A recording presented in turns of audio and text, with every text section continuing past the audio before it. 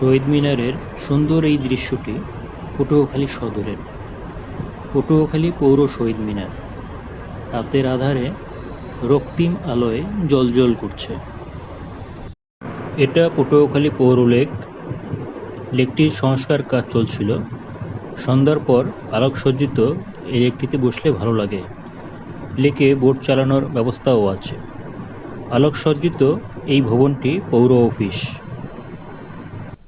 পটুয়াখালী শহরটি নান্দনিকভাবে গড়ে তুলেছে বহু বছর আগে যারা পটুয়াখালীতে এসেছিলেন। বর্তমান পটুয়াখালীর উন্নতি ও নান্দনিকভাবে গড়ে তোলা এই শহরটি দেখে মুগ্ধ হবেন। 4 লেনের রাস্তা, দৃষ্টিনন্দন লেক, ব্রিজ, রাতের সড়কের মাঝখানে ও ফুটপাতে আলোকসজ্জা। বিকাল থেকেই ডিসি মোড়ে মানুষ সমাগম হতে থাকে। উৎসবমুখর পরিবেশ থাকে রাত পর্যন্ত। মহান স্বাধীনতার স্মৃতি হিসেবে এই ভাস্কর্যটি তৈরি করা হয়েছে ডিসি মোড়ে। পটুয়াখালী শহরটি ঘুরে ভালো লাগবে আশা করি।